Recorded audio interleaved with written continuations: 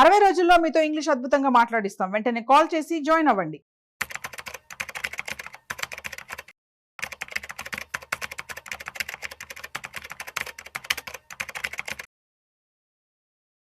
Hi hello నమస్తే welcome to business buzz with Rajeev Pasupuleti on Suman TV. So guys, ఇవాళ నేను మీకు ఒక డౌట్ క్లియర్ చేయబోతున్నాను. ఏంటిది అంటే, చాలా మంది కూడాను ఇల్లు కొనడం బెటరా, లేదంటే మ్యూచువల్ ఫండ్స్లో ఇన్వెస్ట్మెంట్ చేయడం బెటరా, ఆర్ ఎల్స్ ఆల్టర్నేటివ్ ఇన్వెస్ట్మెంట్లో ఇన్వెస్ట్మెంట్ చేయడం బెటర్ అని చెప్పి అంటూ ఉంటారు. సో దీనికి సంబంధించి ఇవాళ మేము మీకు క్లారిటీ ఇవ్వబోతున్నాం. అయితే దీని గురించి చెప్పడానికి ఇవాళ మనతో వెల్దీ చక్రధర్ గారు ఉన్నారు. సో వారి మాటల్లోనే అడిగి తెలుసుకుందాం. హాయ్ సార్, నమస్తే. ఎలా ఉన్నారు సార్? బాగున్నాను sir, thank you. Yeah, thank you so much for coming.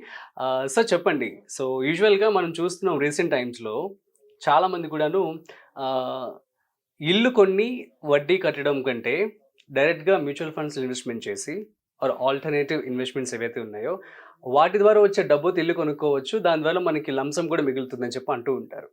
So దీన్ని మీరు ఎలా జస్టిఫై చేస్తారు, ఏంటి? ఇది యాక్చువల్గా 2 కేటగిరీస్ మనం ఆలోచించాలండి. చాలా మంది ఇల్లు కొనే టైంలో 2 రకాలుగా కొంటారు.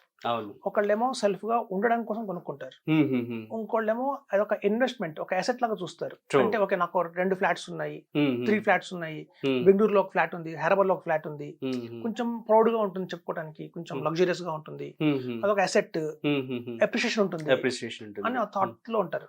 ఇప్పుడు సాధారణంగా ఒక ఫ్లాట్ కొనాలి అంటే దానికి మనకు తెలుసు, ఫుడ్, క్లోత్, షెల్టర్ చాలా బేసిక్ నీడ్స్. ఎగ్జాక్ట్లీ. సో మనం ఎప్పుడైనా సరే, నేను నా క్లయింట్స్ అందరికీ అడ్వైస్ చేసేది ఏంటంటే, మీకు ఫస్ట్ హౌస్ లేదనుకోండి, హౌస్ లేదన్నప్పుడు కొనేసుకోవాలి ఒక ఇల్లు. ఎందుకంటే బయట మార్కెట్ లో ప్రైజెస్ పెరుగుతున్నాయి. ఇవాళ మీకు 60 lakhs వచ్చే ప్రైస్ మీరు కనుక డిలే చేస్తే 70 lakhs 8 lakhs అయిపోయే అవకాశం ఉంది. Number 1 condition. నెంబర్ 2 ఏంటంటే, మనం కనుక ఒక ఫ్లాట్ కొనుక్కొని దానికి ఎట్లా ఇన్సూరెన్స్ కంపెనీ ఇస్తుంది. ఎప్పుడైతే ఏ బ్యాంక్ లో మీరు లోన్ తీసుకుంటారో ఆ బ్యాంక్ వాళ్ళు ఇన్సూరెన్స్ కూడా ఇచ్చేస్తున్నారు బై డిఫాల్ట్ గా. సో అన్ఎక్స్పెక్టెడ్ గా మనకి డెత్ జరిగితే మన ఫ్యామిలీకి ఫర్దర్ గా ఈఎంఐ కట్టాల్సిన అవసరం లేదు, వాళ్ళు ఉండడానికి ఒక షెల్టర్ ఉంటుంది. అది చాలా ఇంపార్టెంట్. సో అదొక పాయింట్. ఇంకోటి ఏంటంటే, మనం కనుక రెంట్ ఉండి ఒక కొంచెం అమౌంట్ మిగిల్చుకొని ఎస్ఐపి చేస్తే అది లాంగ్ టర్మ్ చేయాలి. ఎస్ఐపి ఒక 5 years కి మనకి అమౌంట్ రాదు. మీరు చూడండి, ఒక 5 years ఎస్ఐపి చేస్తే రిటర్న్ రాదు. 15 years చేస్తే కానీ మనకి రిటర్న్ రాదు. సో మనం 15 years కి అదే లొకాలిటీలో ఉంటామా అని గ్యారంటీ లేదు. పొద్దున ఓనర్ ఖాళీ చేయమంటే వెకెట్ చేయాలి, ఎందుకంటే మనకి ఆ రూల్స్ లేవు కాబట్టి. సో కాబట్టి మనం అక్కడ వెకెట్ చేస్తున్నప్పుడు వాళ్ళు వెంటనే మనకి ఆ ఇల్లు దొరుకుతుంది అంటే దొరకదు. ఎందుకంటే నా క్లయింట్స్ సఫర్ అయ్యారు. కొంతమంది 2 bedroom ఫ్లాట్ తీసుకున్నారు కొండాపూర్ లో, హైటెక్ సిటీ దగ్గర, ఆఫీస్ దగ్గర, పక్కన స్కూల్స్ దగ్గర. సో అలాంటప్పుడు ఏమైందంటే, సడన్ గా ఆల్ ఆఫ్ సడన్ ఓనర్ ఏం చేశారంటే, మా బావమరిదే వస్తున్నారంటే కొంచెం ఖాళీ చేయమన్నారు. అప్పుడు ఖాళీ చేయాలనుకున్న టైంలో హైటెక్ సిటీలో మళ్ళీ దొరకాలి అంటే 2 bedroom దొరకలేదు. అందరు ఏంటంటే 3 bedroom ఉంది కావాలంటే తీసుకోండి అంటారు. 3 bedroom ఏమో ఒక వైఫ్, హస్బెండ్, ఒక పాపకి ఎక్కువ రెంట్ కూడా 40,000 చెప్తున్నారు. ఇప్పుడు అక్కడ గేటెడ్ కమ్యూనిటీస్ ఎక్కువైపోయినాయి. కావాలంటే గేటెడ్ కమ్యూనిటీస్ దొరుకుతాయి అంటారు. కానీ గేటెడ్ కమ్యూనిటీస్ లో మీకు స్విమ్మింగ్ పూల్, జిమ్ అన్ని ఇస్తారు, గానే ఉంటుంది. కానీ రెంట్ ఎంత అంటే 50,000 చెప్తున్నారు. 50,000 రెంట్ అంటే ఆల్ ఆఫ్ సడన్ పెరిగిపోయింది. సో అలాంటి ప్రాబ్లమ్స్ అన్ని కూడా మనకి ఇల్లు లేకపోతే వస్తాయి. సో కాబట్టి ఒక చిన్న ఏజ్ లో కాబట్టి మనం చూడండి, ఎప్పుడైనా 25 to 30 years లోపల హోమ్ లోన్ తీసేసుకోవాలి. ఎందుకంటే మనకి టెన్యూర్ అనేది ఎక్కువ ఉంటుంది హోమ్ లోన్ కి. మనం 40 years క్రాస్ అయ్యామా మనకి హోమ్ లోన్ ఎవరు ఇవ్వరు. ఎందుకంటే రిటైర్మెంట్ దగ్గరలో ఉంటాం కాబట్టి అంత టెన్యూర్ రాదు కాబట్టి మనకి 10 years టెన్యూర్ ఇస్తారు. 10 years టెన్యూర్ అంటే ఈఎంఐ చాలా ఎక్కువైపోతుంది, మనకు అట్లేం. సో మనకి ఇయర్ ఆన్ ఇయర్ మనకి ఫ్లాట్ కాస్ట్ కూడా పెరిగిపోతూ ఉంటుంది. సో కాబట్టి అసలే ఇల్లు లేదన్న వాళ్ళకి ఫస్ట్ ఇల్లు తీసుకొచ్చుకోవడం ప్రయారిటీ అండి, హైయెస్ట్ ప్రయారిటీ. సెకండ్ కేటగిరీ ఏంటంటే, ఓకే మా తాత ఆస్తులు వచ్చాయి, ఆస్తులు మనకి ఆస్తి పంపకాలు జరుగుతాయి. మనకి ఊళ్ళల్లో ఒక ల్యాండ్ ఉంటుంది అనుకోండి, 1 ఎకరం ఉంటుంది, 10 ఎకరాల ల్యాండ్ ఉంటుంది. సో నాన్నగారు ఏం చేస్తారంటే, ఇద్దరికి కొడుకులకి 5 ఎకరాలు రాస్తారు. మనం ఎటు దాన్ని చూసుకోలేము, ఊళ్ళకి పోయి ఇప్పుడు ఎకరాలు వ్యవసాయం చేసే పద్ధతి కాదు ఇప్పుడు. దాన్ని సేల్ చేస్తాం, చేస్తే మా అమ్మంతా మనకి ఒక 2 కోట్లు వస్తాయి. వచ్చినప్పుడు ఏం చేస్తారంటే, వీళ్ళు సాధారణంగా ఒక ఫ్లాట్ కొనుక్కుందాం, ఇంకో ఫ్లాట్ కొందాం, దాన్ని రెంట్కి ఇస్తే రెంటల్ ఇన్కమ్ వస్తుంది, ఇట్లాంటి థాట్స్ అన్ని ఉంటాయి. సో అట్లాంటి వాళ్ళకి ఎవరైతే ఇన్వెస్ట్మెంట్ ఆల్రెడీ ఉండడానికి ఇల్లు ఉంది, సర్ప్లస్ గా అమౌంట్ వచ్చింది, దీంతో ఒక ఇల్లు కొని రెంట్కి ఇద్దామా అనుకున్న వాళ్ళకి మాత్రం అది కరెక్ట్ కాదు. ఎందుకంటే చెప్తాను చూడండి, మనకి రెంటల్ ఇన్కమ్ ఎప్పుడైనా 4% నుంచి రాదు. అంటే మీరు ₹1,00,00,000 పెట్టి ఇల్లు కొన్నా కూడా మనకి వచ్చే 25,000 రెంట్ వస్తుంది. అంటే ₹1,00,00,000 ఇంటి మీద 25,000 రెంట్ అంటే మనకి 3% కంటే వర్కౌట్ కావట్లా. సో అదొక ఒక రామార్క్ ఉంది. ఇంకోటి మీకు అపార్ట్మెంట్స్ అనేది ఎలా ఉంటుందంటే మనకి ఫస్ట్ 5 years వరకే అప్రిషియేషన్ ఉంటుంది, డిప్రిషియేషన్ మళ్ళీ వాల్యూ పడిపోతుంది అన్నమాట. సో అలా కూడా మనం ఆలోచించిన మనకి వేస్టే. సో కాబట్టి ఏంటంటే ఇన్ని ప్రాబ్లమ్స్ ఉంటాయి. కాబట్టి ఆల్టర్నేట్ ఇన్వెస్ట్మెంట్ ఫండ్ అనేది ఒక మంచి ప్రోడక్ట్ ఉంది. సెబీ ఆథరైజ్డ్ ప్రోడక్ట్ ఇది కూడా. అంటే security exchange board of India అనే ఆథరైజ్ చేసిన product ఏఏఎఫ్, alternate investment fund. So ఇందులో ఎలా ఉంటుందో చూద్దాం. సపోజ్ ఇందులో కనుక ఎవరన్నా 1 crore ఇన్వెస్ట్మెంట్ చేస్తే ఆ 1 crore ని ఒక మంచి ఫండ్ మేనేజర్స్ అనే వాళ్ళు ఏం చేస్తారంటే 80 lakhs వరకు లిస్టెడ్ స్టాక్స్ లో పెడతారు, 20 lakhs అన్లిస్టెడ్ స్టాక్స్ లో పెడతారు. పెట్టి దాన్ని గణనీయంగా స్టాక్ మార్కెట్ అనేది పెరుగుతూ ఉంటుంది. చూడండి, అందరికీ తెలుసు మ్యూచువల్ ఫండ్స్ లో ఇన్వెస్ట్మెంట్ చేయమని చెప్తున్నాము. ఎందుకు అంటే స్టాక్ మార్కెట్ పెరుగుతుంది కాబట్టి.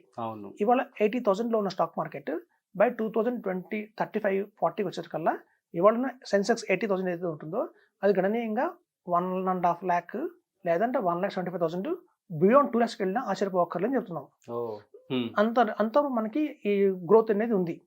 ఎందుకంటే మన ఎకానమీ చూస్తే ఇన్ఫ్లేషన్ 7%, జీడిపి 6% ఉంది ఇండియాది. ఆ రెండు యాడ్ చేస్తే 13% వస్తుంది. సో ఒక మ్యూచువల్ ఫండ్, ఒక స్టాక్ మార్కెట్ రిటర్న్ ఎంత అంటే 13% రిటర్న్ ఉంది.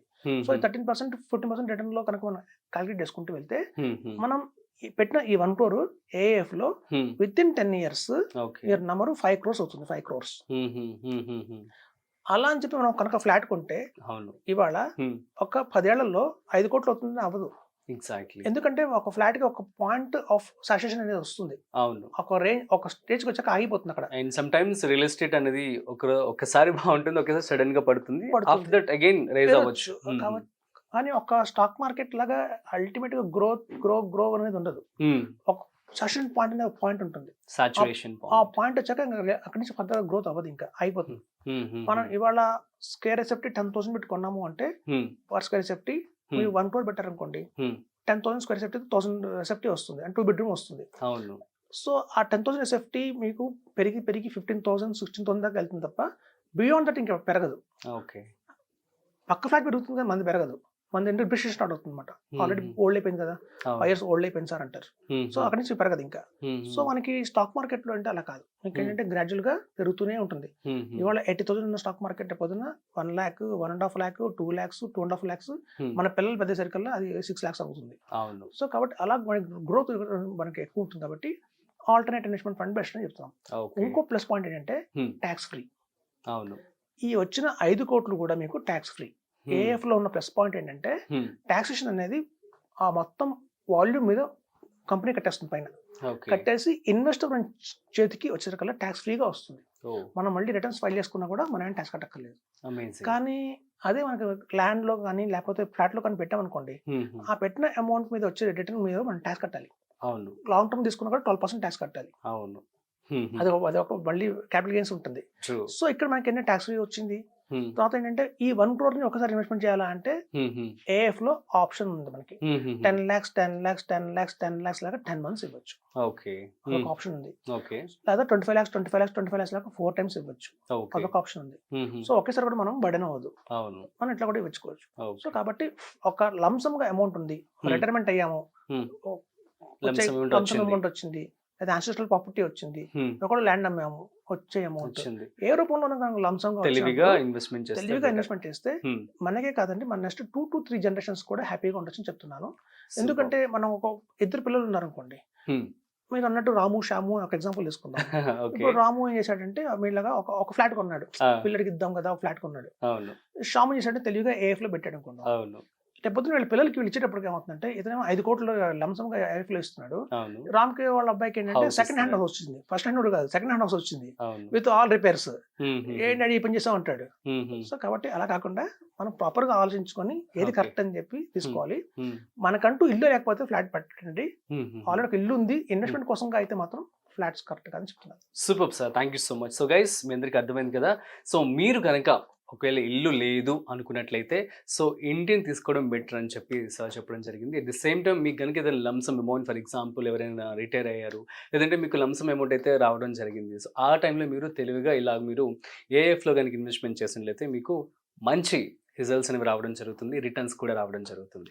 So that's it. సో మరొక స్పెషల్ ఇంట్రెస్టింగ్ వీడియోతో మళ్ళీ కలుద్దాం. అంతవరకు చూస్తూనే ఉండండి business buzz with Rajeev Pasupuleti on Suman TV. Thanks for watching.